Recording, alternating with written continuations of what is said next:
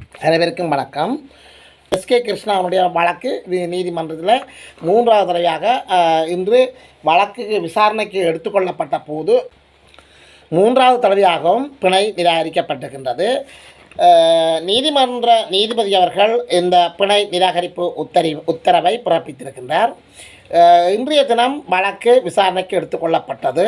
தொடர்ந்தும் எஸ்கே கிருஷ்ணா அவருடன் சேர்ந்த ஏனைய நண்பர்களையும் இணைத்து எதிர்வரும் ஏப்ரல் மாதம் 2ஆம் தேதி வரை வழக்கை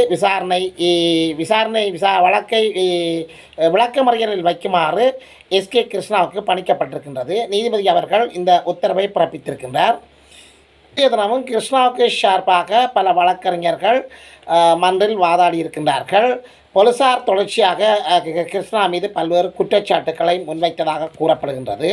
அதன் அடிப்படையில் தொடர்ந்தும் விளக்கமறியலில் அவர்களை வைப்பதற்காக போலீசார் நீதிமன்றத்தில் கோரியிருந்தார்கள். போலீசாரின் கோரிக்கையை ஆராய்ந்த நீதிபதி அவர்கள் ஏப்ரல் மாதம் 2ஆம் தேதி வரை விளக்கமறியலில் வைப்பதற்கான உத்தரவை பிறப்பித்திருக்கிறார். கடந்த 10ஆம் தேதி நீதிமன்றத்தில் இளவாலை போலீசாரால் பண்டத்தரிப்பில் இளவாலை போலீசாரால் கைது செய்யப்பட்ட கிருஷ்ணா அவருடன் சேர்ந்த நண்பர்கள் போது அவருக்கான பிணை நிராகரிக்கப்பட்டு 19ஆம் தேதி வரை விளக்கமறியலில் வைக்குமாறு நீதிபதி அவர்கள் பணித்திருக்கின்றார். இதன் பின்னர் 14ஆம் தேதி நகர்த்தல் பத்திரம் மூலம் பிணை கோரிக்கை விடுக்கப்பட்டிருக்கின்றது.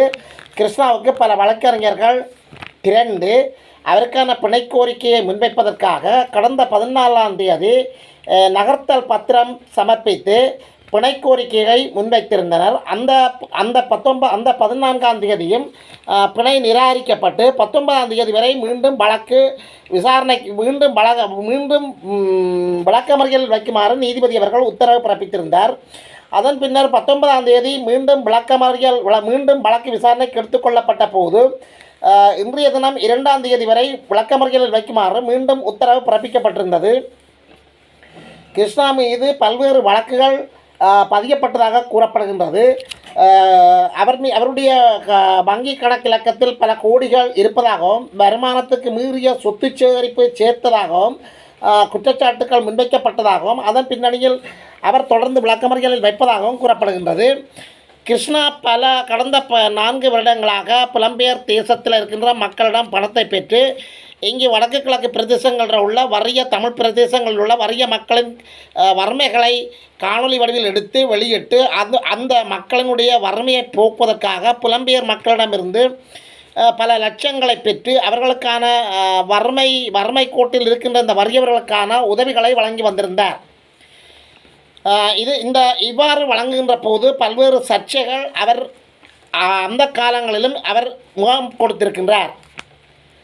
இதன் பின்னணியில் கடந்த சில வாரங்களுக்கு முன்னர் பண்டத்தரிப்பில் ஒரு கணவனை இழந்த தாயின் வறுமையை போக்காட்டுவதற்காக அந்த தாயின் கோரிக்கைக்கு அமைய அந்த தாயின் அழைப்புக்கு அமைய அங்கு சென்று காணொலி எடுத்திருக்கின்றார். காணொலி எடுக்கின்ற போது அங்கு ஒரு படிக்கின்ற மாணவியை காணொலியில் தோன்றுமாறு கோரியிருந்தார். மாணவி அதற்கு மறுப்பு தெரிவித்திருந்த போது பல்வேறு வார்த்தைகளை மாணவிக்கு எதிராக முன்வைத்திருப்பதாக கூறப்படுகின்றது.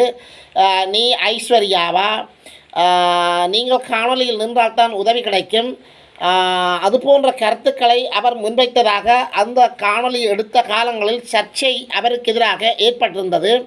அதன் பின்னணியில் அர்ச்சுனா ராமநாதன் அவர்கள் பாராளுமன்ற உறுப்பினர் அர்ச்சுனா ராமநாதன் அவர்கள் குறித்த கிருஷ்ணாவுக்கு எதிராக பாராளுமன்றத்தில் கருத்து தெரிவித்திருக்கின்றார். அதாவது சிறுமி ஒருவர் மறுப்பு தெரிவித்த போதும் காணொலிக்கு வற்புறுத்தி காணொலி எடுக்கப்படுகின்ற செயற்பாடுகளை தடுக்க வேண்டும் என்று சொல்லி அர்ச்சுனா ராமநாதன் அவர்கள் பாராளுமன்றத்தில் தன்னுடைய கோரிக்கையை முன்வைத்திருக்கின்றார். இதன் பின்னர் சர்வதேச ரீதியாக பல பிரதேசங்களில் இந்த கருத்து வைரலாகி வந்ததன் பின்னணியில் இது சம்பந்தமான சமரச காணொலி என்று எடுப்பதற்காக கிருஷ்ணா அவர்கள் குறித்த பண்டத்தரப்பில் உள்ள அந்த மாணவி மற்றும் பெற்றோரின் வீட்டுக்கு செல்கின்ற போது கிருஷ்ணா அவர்கள் தன்னுடன் சேர்த்து நண்பர்களையும் அழைத்து சென்றிருக்கின்றார்.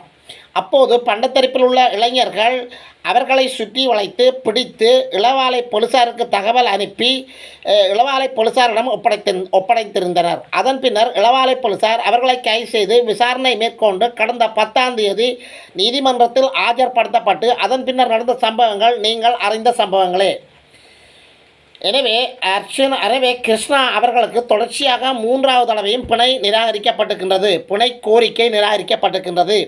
பல்வேறு மட்டங்களில் பல்வேறு கருத்துக்கள் கிருஷ்ணாவுக்கு எதிராக முன்வைக்கப்பட்டிருக்கின்றது. இருந்தபோதும் பல்வேறு மக்கள் அவர் மீது ஆதரவு தெரிவித்து வருவதையும் காணக்கூடியதாக இருக்கின்றது. குறிப்பாக புலம்பெயர் தேசங்களிலிருந்து கிருஷ்ணாவுக்கான ஆதரவு பெருகி இருக்கின்றது.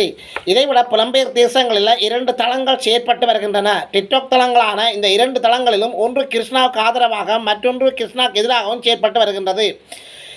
எனவே கிருஷ்ணாவுடைய எதிர்கால செயற்பாடுகள் இனி வருகின்ற ஏப்ரல் மாதம் 2ஆம் தேதிக்கு பின்னர் தான் அவருடைய அடுத்த கட்ட பிணை கோரிக்கை எவ்வாறு அமையும் என்று சொல்லி நாங்கள் பொறுத்திருந்து பார்க்க வேண்டும்.